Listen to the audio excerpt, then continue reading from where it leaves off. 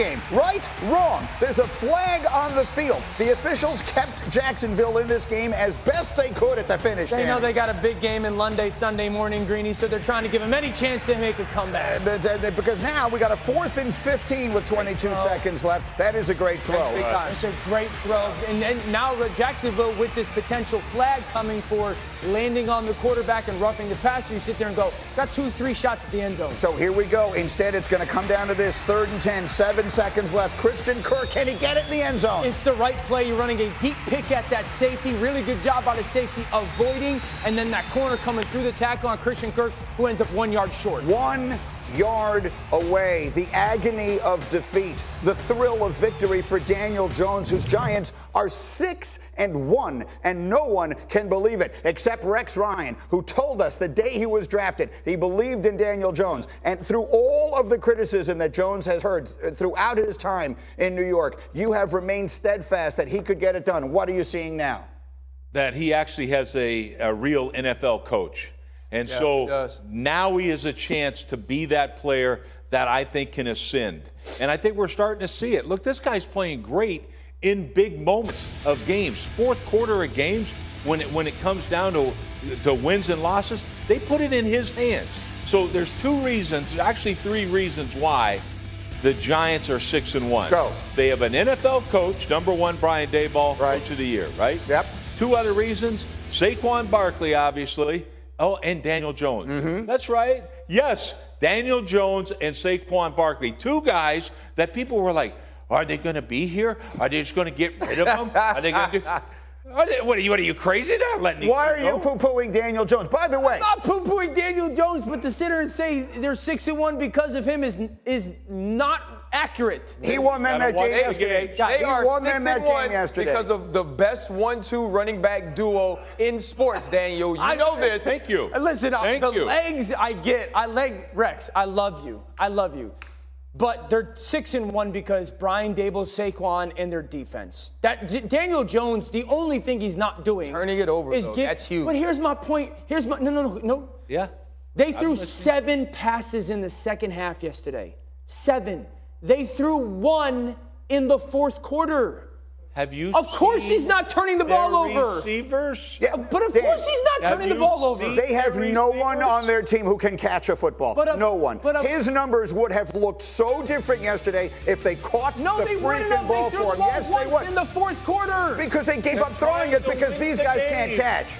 But that's not the reason they're winning the game then. For the quarterback, they're trying to win the game, so they're playing great defense. They're running the football, and they're using his legs. But he is playing. You just dismiss the fact using your legs like it's that you can't do that as a and be judged as a quarterback. We praise Lamar Jackson. All he did was win a league MVP. Please don't talk about Daniel Jones and Lamar Jackson in the same sentence. You know what? Lamar Jackson had 100-some yards rushing yesterday, and I'm saying this. Guys. He's not as explosive as Lamar Jackson, but if you look at his numbers in the fourth quarter, they're better than Lamar Jackson. If Daniel Jones had Lamar Jackson's receivers, if Daniel Jones hadLamar Jackson's receivers, that's a lie. He would look better now. Greeny, Greeny, don't do that. He couldn't catch the ball. Greeny. No, if he had Rashad Bateman and the other kid Duvernay, they can't catch. Mark Andrews. Did you watch the ball on the goal line? Did he throw a touchdown? Daniel Jones is Bellinger's good. 44 passes. Let RC go. The thing is this. What's his quarterback rating? Hey guys, you know why the number one in the league? Here's why we're having that argument.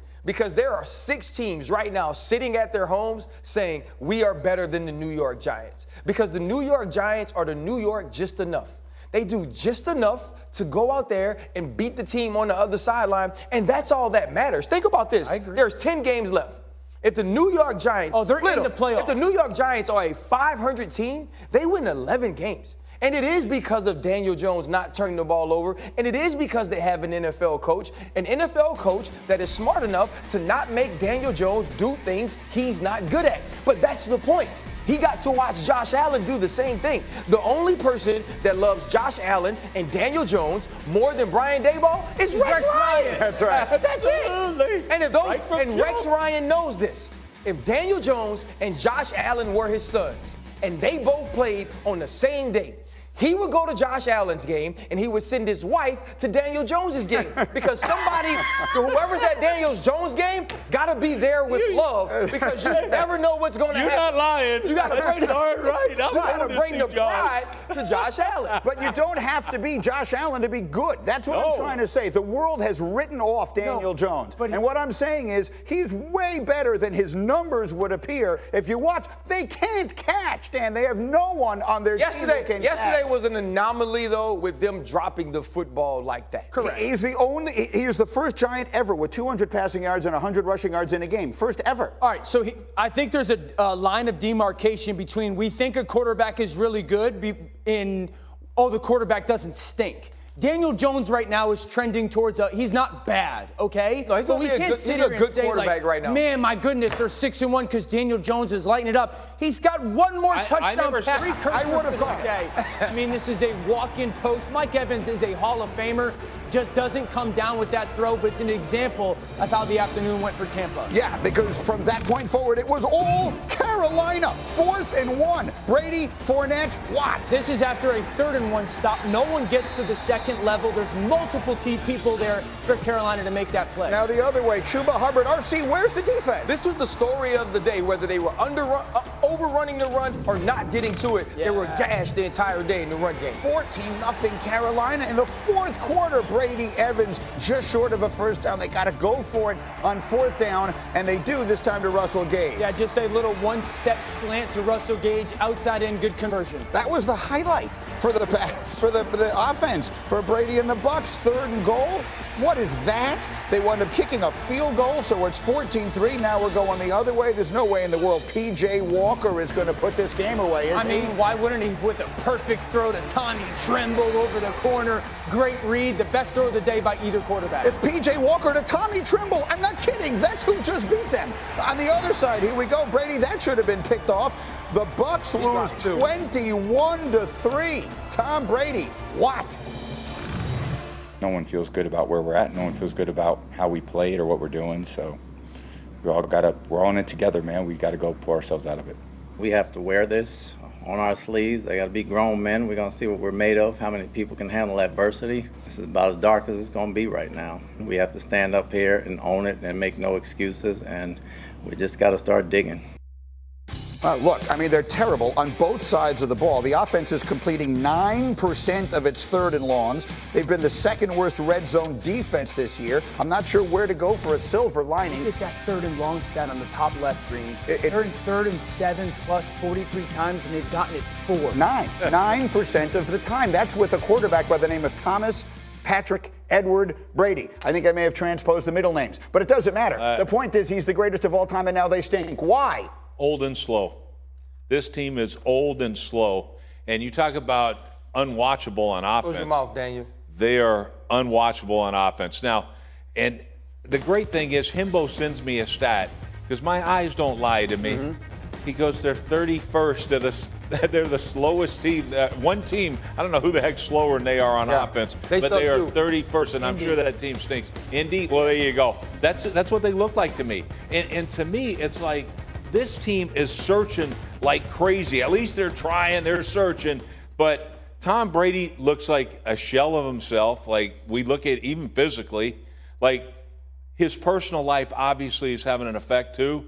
Like, and I get it. And you know, I don't want to minimize this, but it's a factor. And obviously it's something, but this thing looks like there's no answer because there's no speed on the field. Yeah. It looks so bad, though. Yeah. Like, I'm watching the game yesterday, and so many times I want to come in here and say that everybody else is failing Tom Brady. No, Tom Brady's failing Tom Brady as well. And we've all known throughout his career that he needs to be protected. He can manipulate the pocket, but he's not a guy that's going to use his legs to get inside and out. Yesterday, they were on his keister the entire day. Mm-hmm. And then when he did have opportunities to throw the ball, they were in the dirt. They were high. They were off to the left. Tom Brady is not the same player, not that he was in 2007, He's not the same dude from last year. And everybody's going to watch this play in which Greeny thought that he could catch the ball, and they're going to say, oh, if he catches this ball, then it's totally different. No. The game is a different way. That's not how it works. Yeah. Because the rest of the game needed to be played. No, there were no more opportunities like this. Mike Evans wasn't running free behind the defense. Chris Godwin wasn't making enough plays in the middle of the field, and they can't run the football to save my life or Danny's life, and that's an issue. Tampa's done. Okay, Tampa Bay is done. They have the worst run game in the NFL. And what happens is, when you have the worst run game in the NFL, but you continue to try to run the football, you are going to be in a ton of 3rd and longs. And guess what, Tampa? 2 years ago, when you won a Super Bowl, you were good enough to overcome it. Because you had the best offensive line in football, and you had absolute dudes on the outside. You don't anymore. So when you live in that 3rd and 7, 3rd and 8 world, your offensive line can't protect, no one's creating consistent separation, your quarterback can't find anybody open, and then you stink on offense. And your defense is as undisciplined as it's been in years. That's the problem.